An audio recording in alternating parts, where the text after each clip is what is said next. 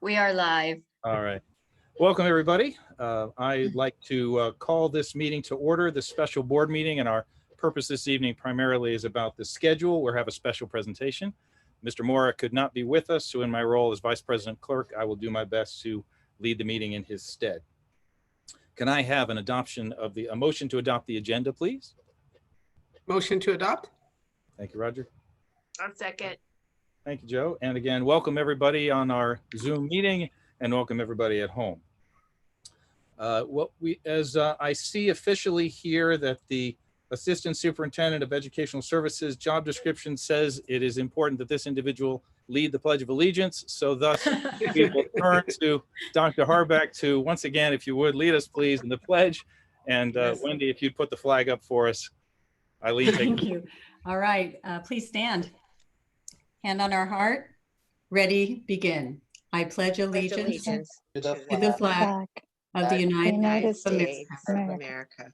And to and the to the republic republic for which it for which it stands, Stands one one nation, nation, under under God, God, indivisible, indivisible, with with liberty and justice for all.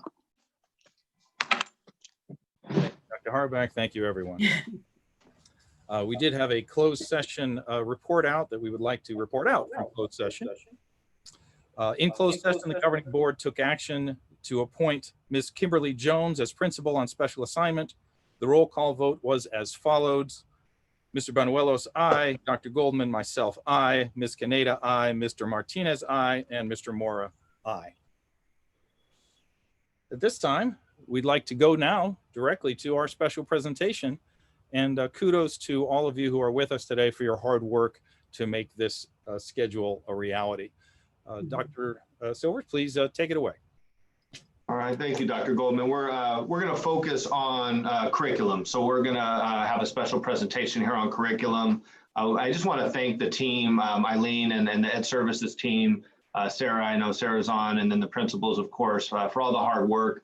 I think that they've, and they'll share, probably looked at a dozen or so programs, and then the teaching staff that also help support this process, which will come up in the presentation. So I just want to, thank the board for the flexibility, for allowing us this time. I mean, this is a really obviously challenging time and it's fluid. And to the folks at home, to our community members, thank you as well. We just want to make this decision the right decision. And so it takes time. And as we're ready to launch this school year, we want to have the right programs in place to do that. So I'll turn it over to Eileen to start the program. Thank you, Dr. Silvers. And thank you to our principals for being here tonight and joining me in this presentation. If you remember in the past, we were able to bring to you some information about our process in determining a distance learning curriculum that would act more of as a backbone to our already outstanding educational processes in Weisburn. But as we go into distance learning, we understood that we needed something perhaps to ensure equity among our students. So we're just going to talk a little bit about that tonight. Can you go to the next slide, Wendy? So just as a reminder, we're looking at the next year with two models in mind. Of course, we're hoping to come back to school when things change with the pandemic. But for now, we're looking at two models. The first is a hybrid, which is an in-person and distance learning model where students would be at school a portion of the day or week while also participating in distance learning during that same week. We are starting school in September with distance learning, which is 100% distance. In this model, learning takes place remotely as students would participate in a 100% distance learning program. And I just want to reinforce that during this distance learning program, we will include all components of school accountability to include attendance, completion of schoolwork and assessments. And we're going to continue with the progression through our rigorous grade level standards as always. And I've asked the principals to take parts of each of this presentation as they were such an incredible part of this process. They took great leadership. They held meetings beyond our own meetings and really a great support. Hi, good evening, board members. I'm going to talk to you about the process. So the process to narrow down which program would best meet the needs of our student population was engaging and collaborative. The team met 3 times to discuss and evaluate the pros and cons of each program. We had a team of 24 teachers from our guiding coalition teams that included teachers, administrators, and district personnel to look at what would give our students the best possible chance of success under these unique times. The teams were given an overview of each program and time to explore each program on their own time and give input into a staff survey. Next slide, Wendy. The evaluation, our goal was to leverage an online curriculum platform that would guarantee equity and learning of all of our students. Some of the key factors we were focused on was critical skills and knowledge of each grade level. Student engagement is going to be huge for us moving forward. And how easy was the program for students to navigate and use and to enjoy the experience as well. So those were some of the big highlights, and especially we really want to make sure that these programs all met the needs of all of our special populations, including our special education. And that was our evaluation criteria that we looked at when looking at these programs. I'll pass it back to Dr. Harback. So tonight we're bringing to the Board of Trustees our recommendation for an online curriculum for the 2021 school year that would be used by all students in our district. For the Wiseburn Elementary Schools, TK through 5th, we're recommending Schools Personalized Learning Program, that's PLP. And for the Wiseburn Middle School, Dana Middle School, grades 6 through 8, we're going to recommend the Arizona State University Digital Middle School Experience. We're going to talk a little bit about each of those programs now. And we have Kiana. Good evening. As Hugo mentioned, we were able to look through a number of different programs for the middle school, and our teachers were excited and very interested in ASU's program and their online features. What you can see there is a visual representation of the dashboard that a student would see, which does house all 6 of their classes in one location. So the need to be clicking around, seeing lots of websites, looking for emails for 6 different teachers is actually all condensed into this one learning management system.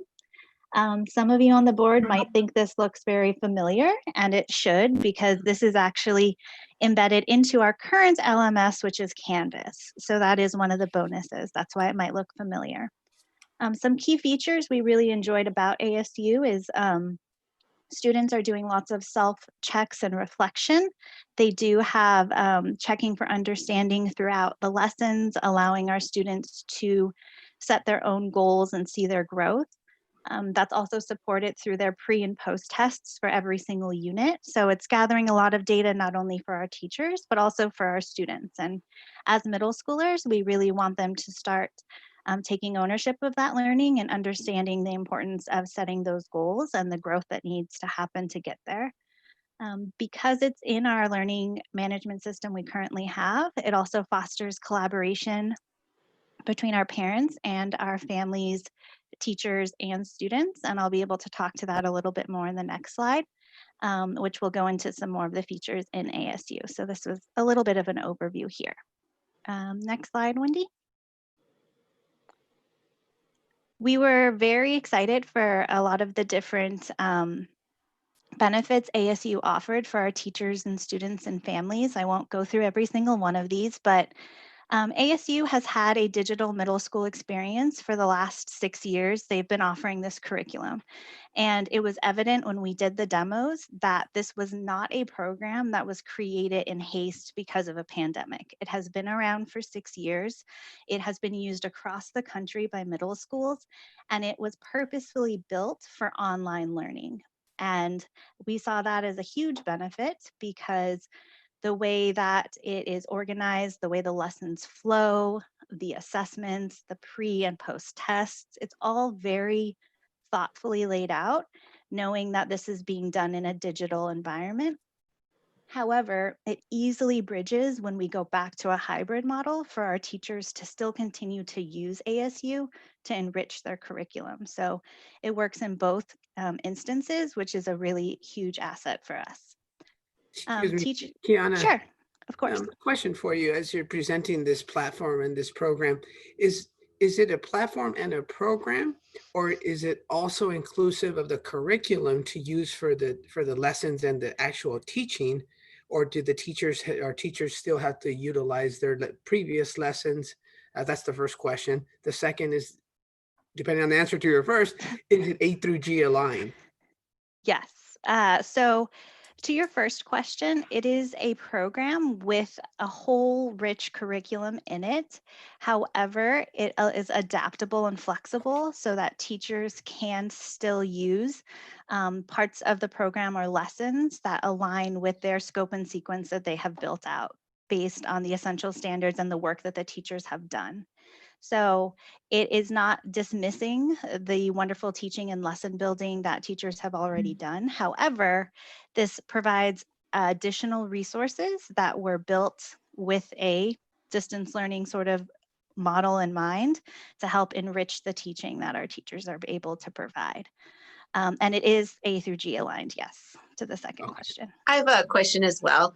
Is Sure. the goal to, I noticed that, you know, on the bottom right, it talks about personalized one-on-one instruction and so on, but, or not, but is the sort of going in position that a teacher presents to the entire class, let's say, as the sort of going in position, and then that's the way the material is presented, and then if there's questions or as more time is available, the teacher meets with the students in smaller groups? How does that work?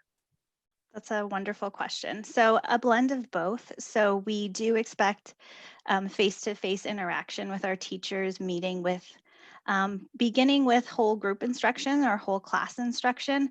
That rapport and that face-to-face time is hugely important to our students and our families. From there, we are able to break into small groups to do small group instruction, to come back even later in our schedule and do even more personalized instruction if our students are struggling, and create groups and pathways that are also supported through the ASU curriculum. If students are struggling in some of those self-checks, it actually does provide additional support and would flag the teachers so that they're getting data knowing that we need to provide some additional support, some more one-on-one or small group. That's great. So the system has built into it ways that the teacher can see if folks are struggling or Exactly. or not, let's say. They Yes. can move faster. Sure. Okay, great. Thank you. Of course. Part of that communication and transparency and the benefit of ASU is that it is housed within Canvas, our learning management system. We know communication is so important for our families to feel like we are in this together. It's not just the students and parents learning from home, but that their teacher is that third piece that is really just as much a part of the learning and part of the communication piece. So Canvas allows transparency with parents. You can set up notifications to receive constant communication, meaning anytime something changes in Canvas, you as a parent could get notified. You can get it on your phone through an email, or a notification would pop up. Parents can message teachers directly through Canvas. Teachers can message to students directly through Canvas. Grades are there, so there's no questions about how my child is doing in class. The grades are there at any time. A child and parent can check their progress. And I think that's a really important piece that we're wanting to make sure that we're all communicating, and that the learning is very transparent for everyone involved. Yeah, now what will be the time periods for updating and inputting all of that information? I mean, obviously, if a student takes a test, you know, it's probably not going to be up there in 5 minutes, but what is the expectation that this system will be maintained such that a parent can be engaged and actually see how their child is doing? Great question. Some of the assessments that are built in Canvas are actually graded through the scoring system in the LMS itself. So grades could Okay. be generated immediately for an assessment. Those that might have short answers, paragraphs, or even larger writing assignments, teachers are grading, which will take some time, as any essay would. And then once that grade is inputted into the gradebook in Canvas, the parent would be notified immediately. So it depends on the assignment, the length, and the Right. grading. Okay. I have a question. One of the advantages to the distance learning and a program such as this could be that the instruction, whereas it would be presented live, might also be available to watch again. Let's say if the student is is struggling with a particular subject or has more questions, is that possible? Like if there's a math instruction or a language arts instruction that the student's like, Mom, I don't get what this was. Mom says, well, let's watch it together. And is that available? Absolutely. So Yeah. any of that curriculum could be viewed multiple times, paused.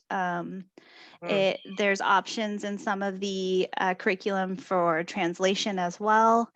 So all of that would be part of it, as well as even the teacher lessons that they record in Canvas. If they deliver a live conference, they could record it and it would be housed in Canvas to be watched multiple times later Sure. on by students. That's tremendous advantage. Thank you. Yes, tremendous. In terms of the students, again, it does cover all of our core subjects. It includes electives as well. So they offer robotics, engineering, PLTW courses, arts, drama. It's engaging curriculum that we can complement with our current curriculum we're using, and that's very exciting as well. Live lessons are going to be included in there. This is not just using an ASU video or an ASU instructor that pushes out information. Our teachers are going to be that driving force that's also providing live instruction as well. So it's a wonderful program that complements the great teaching we're doing, and I think enhances it and really allows, as Joanne mentioned, some things that we don't get in just face-to-face learning, with lessons that are still there and additional resources that are embedded into the program. Kiana, I had a quick question. They're looking at the first bullet, course subject instructions, obviously in math, language, art, science, everything that we're accustomed to.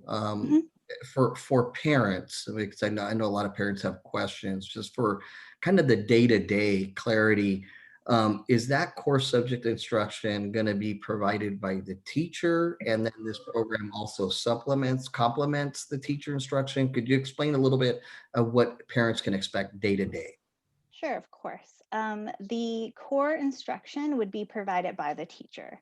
So they would be providing that direct instruction, we'd call it, right?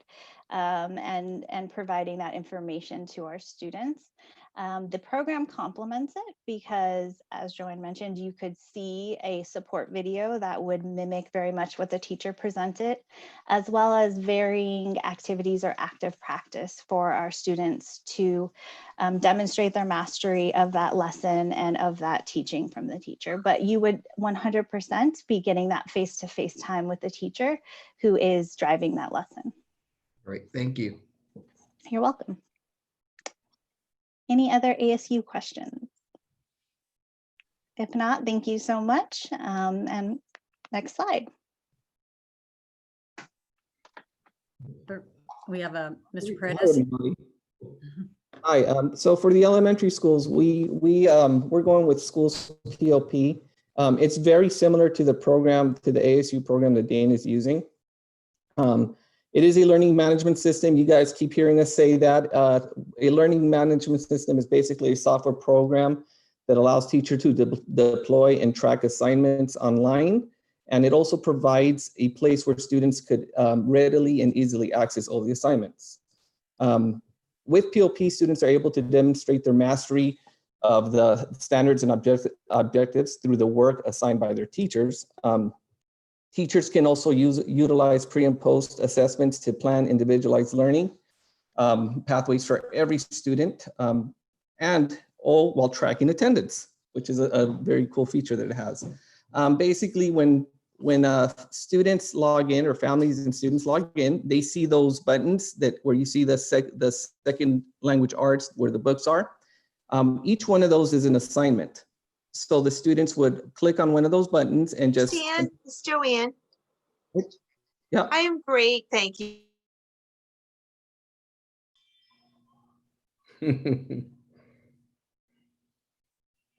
Yeah. Go on, Albert. I think that was a work-related issue she had to immediately take. Oh, okay. I'm sorry. No problem. Please continue. Thank you very much. Albert, before you do, just a quick question here. Obviously, this is a TK5 program, and you said a key phrase that the students and families can log on. what is the expectation, or what is the resource that we would provide families to utilize this system? For example, a TK or first grader is not going to be as adept, or if at all, in using an online system and a platform. What is our forecast for, or next steps for rolling something like this out? I think parents would really want to know that, especially in a distance learning model. Absolutely. So what we're looking at parents as our partners through this process. And we're going to provide a lot of parent training and support. Our goal is to have videos recorded and also provide live support when possible. And this would have to take place. We would try to provide the training prior to the start of the school year, through the beginning of the school year as well. Now, if you're talking about the tools needed, the devices, it is our goal to make sure that every student has their own device to use. So we're going to be working with our community to ensure that every student has a proper device prior to the start of the school year as well. Will we be publishing a Sorry, schedule? Albert. Roger, I just want to, I saw when you were saying, were you talking about the training aspect of, now that it's a new platform and maybe new to parents, that providing that platform, was that the question? I'm sorry, I just want to clarify. Yes, the platform of instruction for our orientation for our parents as Right. to what this system does, and if will there be a schedule so that parents can plan on attending that. I mean, obviously we're in summer. Right. I mean, most people are at home, safer at home, but nonetheless, I mean, when the school year starts and this system goes live, I guess what's that rollout? What would be the expectation for parents so that they get a good understanding of what their day-to-day involvement will be in such a system? So I think that that's a really good question, and one we have to plan. Obviously, as we've adopted this, we're gonna start with planning a robust PD program, or professional development for our teaching staff, and then we'll also have kind of running that parallel track, preparing our families, to log on and be aware of the tools that this offers for our families. And so I don't know that we have an exact answer to what the cadence of those meetings will be yet. But we are going to have, we'll have a team of people that'll be not only be able to provide, Zoom sessions for parents to learn, but also, if parents need to reach out to one of our experts, that we'd be able to respond to parents as they need. We'll also keep, as on our website, we have a new, I don't want to call it COVID response, but we have a reopening response tab, and we'll keep updating that with YouTube videos. We can do pre-recorded videos so that families could stay informed and stay up to date on some of the tools that are available. Yeah, and that answers my question. Thank you both. Obviously, the first step is selecting the platform and then developing the training for the rollout. And that's where we're at right now, is looking at the platform for all the work that you have all done already. So thank you. I think you answered my question. And one quick question, because I've heard some districts, some of their initial struggles has been just simply logging in. In the discussions with these systems, is the logging in fairly simple? And I'm sure this is going to be along the same lines of what Roger brought up with training, but login has been, for some reason, a challenge for many students and parents. Are the features fairly simple from the login standpoint? Do you know? So SchoolsPLP provides a through SchoolsPLP, anything that a student would have to log in would be under that platform. However, we are trying to figure out a way to make it easier for our students to log in. We're looking into single sign-on formats right now that are compatible with our systems. We're still exploring the idea. I don't know how close we are to finding one. For that, I would have to defer to Ms. Nitsos. Yeah, and Mr. Martinez, I just want to jump in here really quickly. PLP is being adopted in the South Bay by several school districts, both in the South Bay and just with our partners nearby. And I've been in touch. We've all been talking. So we're watching and we're sharing as we come into bumps in the road. We're all working them out together. And we found that the people at SchoolsPLP have been especially attentive and helpful along the way. We are training our IT staff as well in this program, so that all hands on deck sort of thing with PLP. So we feel confident that in working with our local partners and our own IT team, that we'll be able to navigate around this. Okay. So I have a question along the same lines, Eileen. So I understand from the perspective of the learning and to a point anyway. I mean, I think I do. I understand the dashboard. I understand the access to the curriculum and so on that both the students and the parents would have. What about individual performance information? Because that you know, that obviously has to be tracked to a particular student or parent or family member who's helping them with the online learning. How is that information protected and safeguarded in that way? So there is a California privacy agreement that PLP has, and we have that certificate. They've applied and received that. So we feel confident that we're in good hands with PLP. There is a teacher dashboard, and I'm not sure if I'm answering the right question, but there's a teacher dashboard where the teacher, of course, can track where the student is, where they're running into bumps in the road, how much time they're spending on each task, if they're getting waylaid in the process. So they have, of course, access to that. And I want to point out also that the parents all have access to this, to what you're seeing. They can have a separate login or just use their own student's login, but they can get in and see how their student's doing and what's being assigned and what's still outstanding. They can even see how far along their student is and where they're having trouble. And that requires a specific and individual login. Yes. To do that. Yes, specific to that family and that actually specific to that student. Okay, good. So, Thank you. Ms. Wilberg has some more details on the next slide regarding PLP. Do you? I There. do. Hi, everyone. Sorry if some of this is redundant, but these are some of the highlights about the program. So as you saw on the previous screen, as we were kind of talking about on the student side, we'd been looking for a program that was user-friendly, both for our students and for our parents, and we wanted something streamlined. So within SchoolsPLP, students can utilize features like a progress monitoring bar, so they see how far they've come, how much they have left to do. There are organization and time management tools, checklists. We wanted to make sure that it was as clear as possible, you know, what is happening today, what are my assignments, what have I completed, what do I have left to do, and that it was hopefully, you know, reduced the stress on that level for families, that it was clear. So we were looking for something really clear for families, and we're hopeful that this provides that for them. On the teacher side, some of the things that you were just talking about, like progress monitoring. So we can see student participation, which is one aspect, because we know that if we notice that students are not participating in distance learning, we're not seeing their bar progress, they're not going to their Zooms, they're not completing their non-live assignments, that we can intervene quickly. So that's just participation. Just, are you doing what you're supposed to be doing, logging in? We also can track achievement data, because the system does provide assessments that teachers can use. So we actually can see whether students, not only are they showing up, but are they learning the material that they're supposed to be learning? And teachers can then use that to form their small groups. So in the schedule we're working with, we're looking at having small group instruction. And this data will allow teachers to create small groups if they see that students are maybe falling behind and they need a little additional support, but also groups for students who maybe can use some enrichment and need to be pushed ahead. And the curriculum available within SchoolsPLP will also allow for that.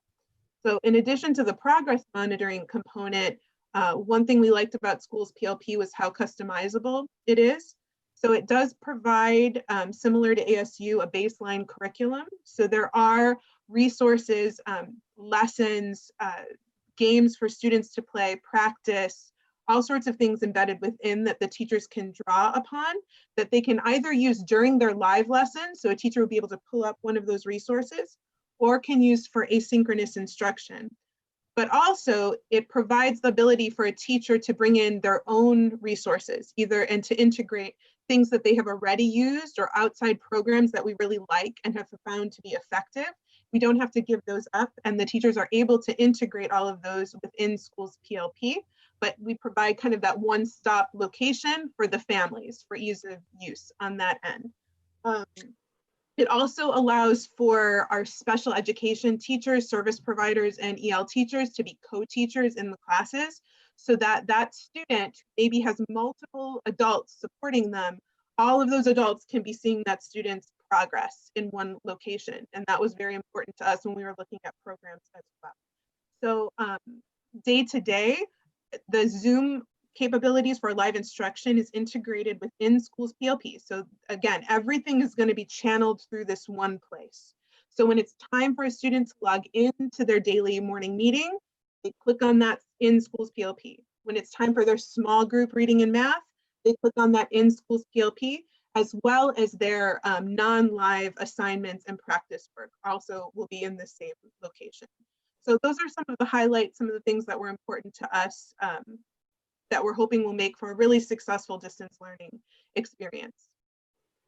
I want to say that both of these programs have really addressed a lot of the feedback that I've had from parents from the few months of last year, especially with the lower grade level students, where the parents were constantly juggling different websites and different attachments and different probably videos or just anything we could come up with, right, that would help the instruction.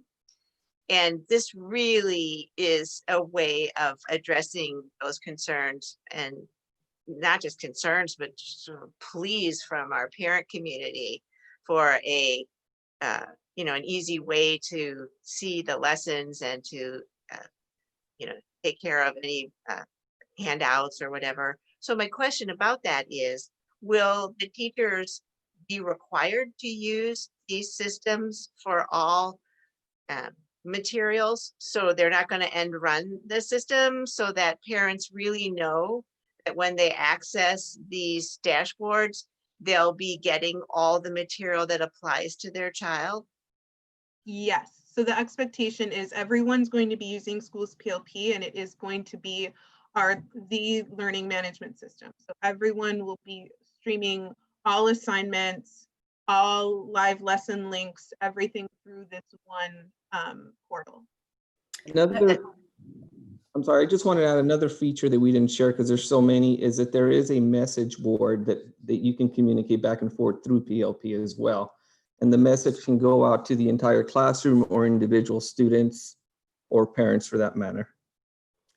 I just want to mention too, our teachers have such creative ability levels with online learning. We found that out. We've been working online and doing blended learning, what they call blended learning, for years and years in Wiseburn. And so the next slide, actually, if you don't mind, can we go to the next slide? Sarah's going to speak to it, but our teachers are bringing in a couple of other platforms that will merge with PLP. So when we're using the PLP curriculum and we're using the LMS, which is where everything lives, they can bring in their different types of apps. And Sarah, you just want to talk about the highlights on these real quick, because I just want to point out that our teachers are very good at bringing in their own creative forces. Where a program's great, the teacher's better, and we know that they're able to do that sort of work. Exactly. There's no replacing the amazing teachers here in Wiseburn. These are just a few of the wonderful applications that our teachers used in the spring and will definitely continue to use when we come back in the 2020 school year to reach our students in all sorts of different creative and innovative ways. Flipgrid and Seesaw allow students to articulate their thoughts verbally through video, through dance, through song. Our Google Suite provides us just a whole host of different ways of our students getting feedback and interacting with the content. Edpuzzle is definitely something used in our middle school. It can connect video with comprehension checks. Kahoot is very popular in the elementary schools. It's kind of a way to take the education to a game show level. And we're looking at different ways that our teachers can use virtual whiteboards, because it used to be the chalkboard, then it was the whiteboard, and now it's the computer screen. So we're just kicking it up to the next level. Ms. Canetta, you had mentioned about teachers implementing their own things and some of the concerns and challenges our parents had. And one of the ones that we talked about prior was parents having to print out things and getting attachments. We have completely taken care of that with SchoolsPLP. Any attachment, let's say a teacher invented an amazing worksheet that really spoke to the needs of her students or his students, that could be placed in SchoolsPLP. And we have partnered with Kami, which is another program that is inside of SchoolsPLP, so that any PDF form can be completed in an online platform and submitted through SchoolsPLP. So parents will no longer have to print everything out and try and find a way of getting it back to the teacher. So we're going to go Thank ahead. you. Thank you, Ms. Nistos. That is so key to make, because I don't think anybody would argue that we really want our students to learn, and as individual parents, as caregivers, and staff, everybody, our wonderful teachers, as you say, learning is what it's all about. But if the tools get in the way, or if they're too cumbersome and too hard to understand, and they just take too long to figure out, people get frustrated. Everybody gets frustrated. And I see this nice little diagram here of 6 more tools. So my question is, and I hear you say they all integrate, this is great, you can do your PDF and so on, but how easy is it really? And how much extra learning is required on the part of the teaching staff, the students, the caregivers? It's like, how sort of easy is this to really do? Everything has a learning curve. Right. However, we've been working with Flipgrid and Seesaw, and I'll toss it to Ms. Wilberg because she experienced these programs in TK last year. Okay. Yeah, and I would also say, I'll talk about that, but also, yes, 6 programs on the screen. I would be very surprised if an individual teacher was really using all 6 of them, because some of these are really better suited for upper grades, and some of them are really better suited for lower grades. So for example, teachers were either using Seesaw pretty much or Flipgrid. They were choosing one. And the benefit of them both is that, especially for our little ones, they allow students to submit like videos and the teacher to submit like video feedback back to the students. So a student could record themselves reading a story that they had just written, and their classmates could see it, and then the teacher could respond in video. And we found that that was really important to be able to have that interaction and that relationship building, especially at the primary grades. Which is why I think some of these programs are important to be able to integrate in. They do, for the most part, have a Google single sign-on, and we found really, we got very favorable feedback from parents about Flipgrid and Seesaw in particular. And so, yeah. And I heard what you said, that for the most part, they have a single Google sign-in. My concern is that as we go into this really well thought out, well planned addition to our distance learning curriculum, that we, and my question before about how much independence do the teachers have? I don't want to take independence, creativity, none of that. We can't remove that. I get it. At the same time, we have to keep in mind that we have to accommodate. This is all about accommodating. That's what we're trying to do here within rigor and within budgets and within what people are able to comprehend and do. So there's a lot of juggling already. I see that. So my request would be, and I totally trust our teachers, it has nothing to do with that. My request would be, as we move forward with these sets of tools, that we ask ourselves, okay, do I really need to use this extra piece of software? Or can I get the same end from my students and my team and myself if I, sort of stay within a different boundary? Yes, and that is definitely something we're considering and making sure we're being very thoughtful, because when the pandemic first occurred, everyone and their brother put out free programs. And everything was out there and everybody was trying to scramble to figure out which tool would best suit our needs. And we really have refined that list, and which one of the reasons we went with SchoolsPLP, not only could we integrate everything into one place, but we could really make sure we are leveraging the most powerful tool in our tool belt, which is our teachers and their capabilities in order to make all of this work. yes, there's a lot here on the screen. Kahoot is something that only the teachers would ever touch. If you ever get a chance to play with it, it's great fun at parties. You can put up questions and have the students respond or have people respond. The whiteboard application would be most of the time in the classroom, it's the teachers utilizing the whiteboards, and our teachers are asking for ways that they can use a whiteboard in a digital setting to kind of get that feeling back of, I'm going to demonstrate it before you do it. Yeah. So, So Peace, I think I'm ready to move on, but I think you understand my concern. I don't need you absolutely to do. defend any of these programs. My only request was keep in mind that whereas you as a teacher may have tremendous familiarity with a particular piece of software that will then be embedded in yet another piece of software that the parents will be using and the students for sure will be using, just keep in mind that simple is better. And even if you may have this wonderful opportunity for this great piece of learning, if people don't know how to access it or just get too frustrated and don't use it, you've missed another opportunity. So that would be my only, that's enough.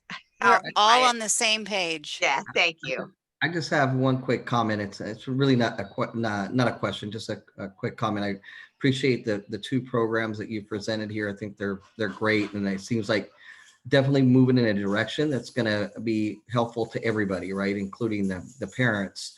I think the biggest challenge I see just really with distance learning is really teaching the little ones, the TK, the K, the 1 and 2. I think that seems to be the biggest challenge. And then obviously the ensuring that we teach the special ed students as well. So those to me are the biggest challenges I see with the distance learning. And it seems like we're moving in the right direction with these two programs that I think are going to be helpful.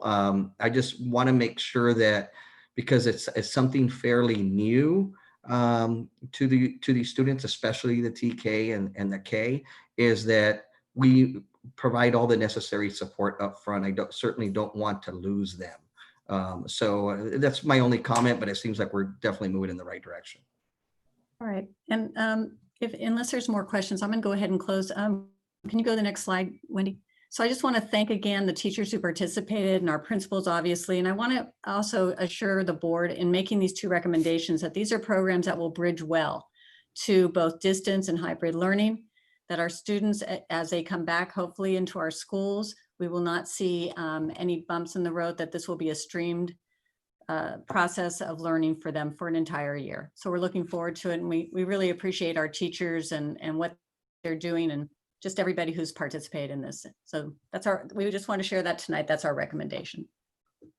Dr. Harbeck, I have one final question on this topic. One, thank you for all the hard work that everybody has put into this. I think that it looks like two really good, solid platforms. My question becomes is, I know earlier it was mentioned that there's 24 teachers or 24 participants or so in the selection process of these platforms. As we move forward with the selection of any, obviously we have to go into the implementation phase. In the implementation phase, what will be and maybe you haven't thought of this already, but the amount of time for professional development for our teachers to use this system, what is the forecast on that? I know we're set up for September 1st to start school. Will the other teachers that did not participate in the selection process, will we be doing professional development for them prior to September 1st, or is it that first week of school? Because these platforms are only as good as also the knowledge of the user. If we don't set aside some professional development or some training, they're going to struggle with it, especially at the get-go, may not be ready for students as they come back on September 1st. So can you talk to me a little bit about that? And I understand if you don't have a full plan, obviously, already, but what are your initial thoughts for just the next steps on the implementation side? Right. So our implementation is a phase-in implementation, and we want to begin with our IT team and our principals, our assistant principals, and do a smaller training with them so that they're on board and completely understand how to launch these programs. We're also working back of the house with our IT to upload all the students into the programs, have everybody set into their classes so that teachers can get right into them as soon as they start training on the program. And then the next phase, of course, would be our teachers. We have PLP already set up to come in. We usually do, they do 90-minute trainings for launches over a period of 2 days, just about 90 minutes. And then the afternoon, they're there for a check-in for teachers who need it. We like to always learn and then explore and use. So a large part of the day after learning is actually trying to use the program, getting their classes set up. And that's over a couple of days. The next phase of PD is focused on strategies. It's one thing to have a program, it's another to strategize how you are going to teach online with students. And I know we already went over the other programs, but how do you introduce a class to each other who hasn't met? How do we bring in kids and keep them engaged on and offline?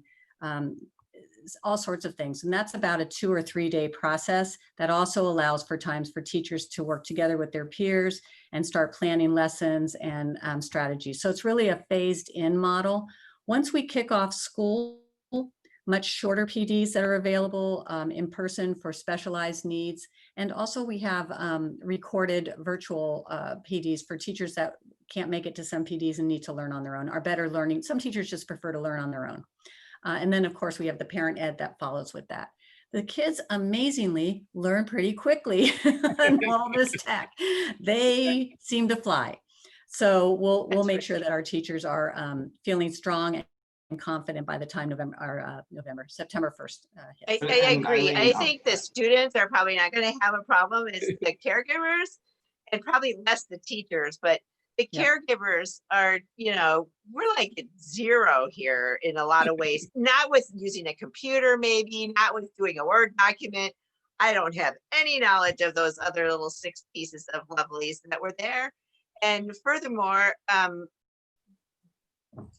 doing a few other things maybe besides that. So I just want to be sure that our community, our caregivers have to be trained or at least offered training and assistance. Maybe their kids will train them. That's probably a lot of how it will work. But we have to offer them something anyway. So I will say, Eileen, can I just share too? I just, this whole process of selecting this program, these programs it's been very collaborative. And I know our teaching staff is ready to go, ready to be trained. And so, this discussion has come up, Roger. I mean, we've definitely wanted to put enough time before the school year starts so that, again, principals, administrators, and then our teaching staff has that support to be able to launch the school year. And then of course, our caregivers, our parents, and those folks that are going to be the secondary users too.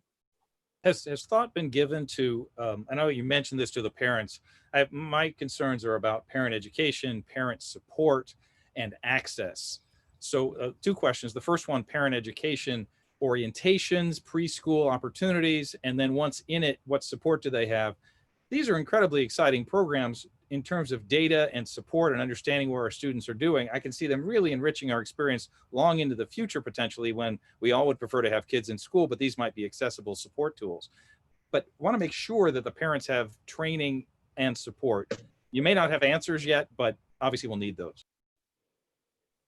Neil, I say you're right. We don't have answers to exactly how that'll go. The cadence for parent training and so forth. We know we need to do it though, and certainly are going to provide that opportunity for parents to learn, to drop in. I mean, even if it's virtual office hours, to walk parents through programs. We do want to give ample opportunities for our families to be able to become familiar with this program, and students as well. I mean, students are going to have their own challenges. I mean, as good as they are with tech. We know that there's going to be some troubleshooting there for our students too. Something else to consider is caregivers, maybe parents. A lot of parents are sort of grouping together and maybe hiring a tutor or someone to actually organize maybe a group of 5 6th graders or 5 1st graders or something, so that parents who have to go to work and still want their students to be able to be in a very small sort of limited grouping of other students or other people, are going to try to cluster a little bit as families or neighbors maybe and hire someone. So we have to make sure that the training is somehow available broadly enough to include options that parents may be using for childcare. Including maybe video or tech support lines. Right, right. Because I think it's pretty naive if we expect that all the caregivers are actually the parents of the actual students. So anyway, just to make sure that we are broad thinking of how we make the training available as well. Joanne, I agree with you wholeheartedly. I think that in March, when the schools closed, about really 2 weeks after that, most businesses followed suit. The difference here is going to be is that schools are going to remain in a distance learning environment. But now the difference is that many of the parents are going back to work. We're reopening, and that's going to be a challenge. And I'm not sure exactly how we get our hands around in terms of that information and that data and so forth. So no, I think you're right. And I think the best way, of course, is to make it available. And the first order is, of course, we communicate with the parents because or the caregivers, depending on how that is within a family, of course, but that they know about what we're doing so that if there are additional helpers or staff, maybe that they have with a group of folks, let's say that they understand how to make sure that anybody involved with the student's education has the training they need. Thank you, Joanne. I had one last question relative to access and equity. I'm concerned about the parents who aren't watching tonight because they don't have the ability to watch tonight. I know that we have, Mr. Paredes, I believe you shared that we do have a one-to-one opportunity for parents. We have, I assume, loanable machines, loanable computers. And it's my understanding we also are investing in hotspots to make them available. Ms. Wilberg, I heard you share that we can check attendance, and if they're engaging in the software, if they're not, we'll know that. I don't know how we do it on the front end to identify those caregivers, parents, teachers, students who don't have devices or access, and do we have a way to do that so in advance of the school beginning we can provide that equity?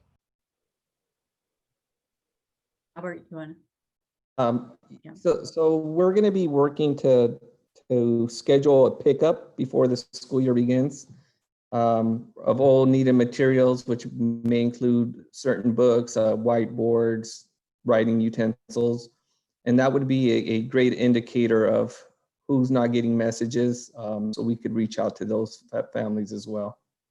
That's just one of. Yeah, this may seem obvious, but I know we have a penchant, not just us, but all organizations, to use the more efficient and cost-effective tool of digital communication. Obviously, that's not very effective for those who don't have digital means. So I'm hoping we have, I don't know what other tools we have that we can use, but they would be imperative here. Dr. Goldman, I will share it's incumbent upon us as a district to make sure that every student has connectivity and has a device. That's going to be part of our accountability process. And so we're going to make sure that that happens. And I agree. I think we're going to have to be creative with how we do that. And we'll start really kind of racking our brains to figure that out over the next couple of weeks. Blake, is that something we can do? Now we do a lot of these digital registration packets, and as Neil said, in some cases maybe people don't do it. Some families may not do it digitally, and they will actually submit them manually, right, or written, I guess, for lack of better. Is there a way to include in the registration packet information about where we find out whether they have internet access, whether they have a device like Neil mentioned? Is there a way to include that information as in the packet? So I don't know about in the actual registration packet itself, but we do have means through School Mint to send out messages to all of our families that have registered. And so I'll have to look into that. I don't have a good answer to that, but let me look into that. And I don't know, Eileen, if you have anything that could clarify that. No, I think you're spot on. We have School Messenger where we can do telephone calls. We have options other than just the internet. So we'll utilize everything.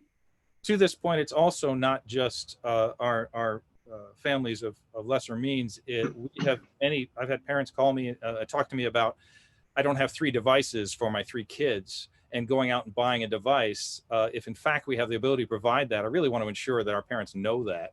so they don't have to buy a device.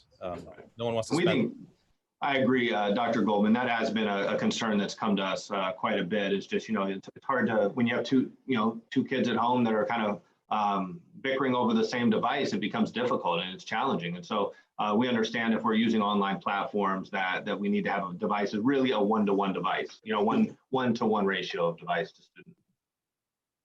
And we do. Any other thoughts or comments here? This is exciting opportunity leading to the future. We'd all rather be in school, but under the circumstances, we want to do the best we can. And this gives us an opportunity to learn, much like we are doing in this program today. We found an alternative means that has advantages, not preferred, but there are advantages that can be leveraged for the future. So I want to compliment the team that did this work. Thank you so much. There's a lot of products from which to choose. There's a lot of ways to solve the same problem. And I think what you've done is solve the problem for Weisburn. And, maybe this problem wouldn't work in Manhattan, or the solution wouldn't work other places, but we don't care. You're working on a solution for Weisburn and for our students and our community. So that's what's really important. And I really appreciate that way of thinking.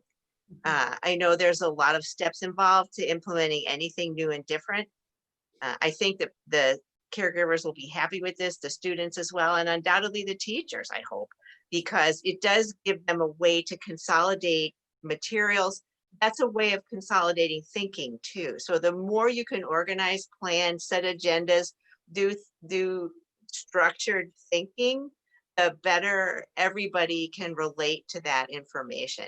Now, it doesn't mean the actual curriculum has to be real structured and lose creativity, but the way it's provided has a structure and a format that's comprehensible and known, and that's really important. So I think you guys have really looked at it in that way, and I really appreciate that. It's really I'm really happy you've done this work, and thank you. Thank you. Thank you. All right, well, kudos again, and thank you very much. Let us now move to public comments. Wendy, if we have any. We do not have any public comments this evening. All right, then we will move from public comments to from the board. Ms. Kaneda, let's start with you. I think I've said so much tonight. Just once again, thanks to everyone for their, we're solving problems that have kind of never been solved before on such a scale, and keeping safety as the important feature here, as a mandate, really, because I think that's what safety is, and we've always viewed safety as important in our district. This is even another, level of safety that is required. I think solving problems is always a challenge. It's always an opportunity, and that's how folks are viewing it. You can be really grumpy and negative when you have a problem to solve, or you can really be positive and opportunistic. And I think we've chosen to be positive and opportunistic, and kudos to all. Thank you. I think our community will be delighted with these changes and improvements, and I think our students will have a rigorous and a wonderful curriculum and a way to learn. So thanks. Thank you, Ms. Kaneda. Mr. Martinez. Along the same lines of Joanne's comments, I just want to thank the district, the cabinet, the teachers, the team here, everyone for their hard work during this time. 3 weeks ago, as part of the wrap, we were talking about possibly a hybrid when we were going to start school. Things just shortly after that changed with the LA County guidelines, and now we're definitely going into distance learning. So if there's anything I want to say, I want to thank everybody for their flexibility, their understanding. And like Joanne said, things are turning quickly here, and we have to adapt quickly, and it's a lot of hard work. So from the bottom of my heart, I just want to say thank you to everyone. Appreciate all the support and just the understanding here on all fronts, with the administration, the teachers, the parents, and so forth as we move forward with our education. And at the end of the day, it's all about the kids. So just thank you to everybody. Thank you, Ms. Martinez. Mr. Banuelos. Yes, thank you. I would also like to thank our administration and staff and all our teachers, people involved with the selection of the two platforms.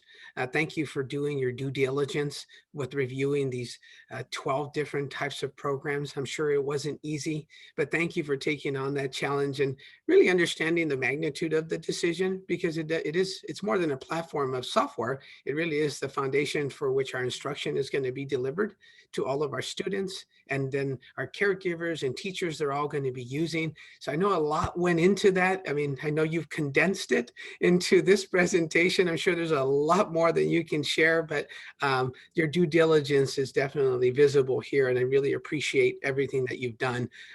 Sometimes I know it's needed. It's in terms of doing this, but a thank you is definitely well deserved here, and I'm really looking forward to seeing a new delivery method. As Dr. Goldman mentioned earlier, there might be a foundation here that we continue to implement in pieces as we move forward as well. And that's also exciting, because it's an opportunity to maybe change a little bit of the way we teach and the way our students learn. So it's really exciting to see that all your hard work is going to move forward to an implementation phase. So thank you. Thank you very much. That's all for me. Thank you. Thank you, Roger. Again, thank you. I won't echo I echo the sentiment, but I'll keep it short. I do want to mention in our assurances and pillars that I asked that we bring for adoption at our next meeting, community and collaboration are among one of the 5. And the opportunity I've had to witness not only the RAP meetings in the past, but over the past week was really inspiring to see all the teachers, the cabinet, everybody working together in the best interests of all, and really living into the pillar of community and collaboration. So thank you very much. Let's now move to our Chief Business Official, Mr. Wilson. Your report. Thank you, Dr. Goldman. No comments tonight. Well done, sir. All right. Let's go now to our Director of Student Support Services, Dr. Dougal.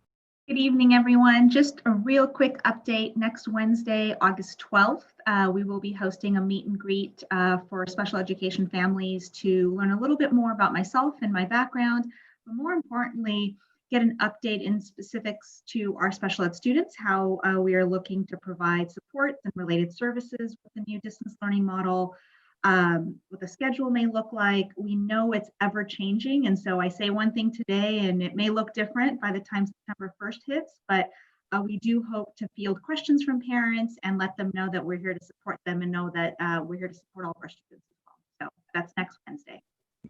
What time, Dr. Dougal, please? There's actually 3 sessions, a 9 o'clock, a 3 o'clock, and a 6 o'clock. And we wanted to keep the groups intimate, so we don't want to have like a group of 150 parents. That's why we have the 3 different times, so that there can be some more engaging dialogue and conversation between parents as well. So emails were sent to the special ed families. They've been given a link to register, and we'll be sending Zoom links out next week. Terrific. Thank you very much. From our Assistant Superintendent, Educational Services, Dr. Harbeck. Nothing tonight, but thank you, Dr. Goldman. Thank you very much. And finally, from our Superintendent, Dr. Silvers. Thank you, Dr. Goldman. I just one comment really is that, first of all, I do want to thank the board for the questions. I think it challenges us to make sure that the programs are going to meet the needs of our community. I know that you all are in the community and listening to the community, and I just appreciate that. And making sure that we're on top of these decisions that we're making. I also know that we owe our community answers to several questions. There's still lots of unknowns, and I do feel it's repetitive at times to say that. But I do want to assure the community that we know we owe answers, and we want to be judicious in the decision making, because that's really important. We don't want to keep going back and forth and making a decision and having to retract it. So we are being judicious, and we're going to get answers out there as soon as we can, and we're going to make sure it's on various platforms so that our families can plan. So we do apologize for the length, but obviously we can't control some of these some of the circumstances that are in front of us, and we're just going to navigate it, and we're going to get there. So I do appreciate the flexibility, the patience, and know that answers are coming. That's it for me. Thank you, Dr. Silvers. Thank you all for being here. For those of you at home for joining us, thank you. This will conclude this evening's session, pending any other announcements that need to be shared. All right, then we will adjourn this meeting. Board, we will reconvene for another closed session momentarily. It is actually, what time is it now? It is 8:07. How about 8:15? Will that give people enough time? And Wendy, has that link been sent out for the second closed? That hasn't, so I will send you something right now. Perfect. Great, thank you. Wendy, can we just use the original link? Can? Let's just, we can just use the first link. Okay, good. Okay. All right. Thank you, Cabinet, all who won't be joining us. Thanks, everybody. Yeah. Very much appreciate it. Have a good evening. Everybody. Thank you.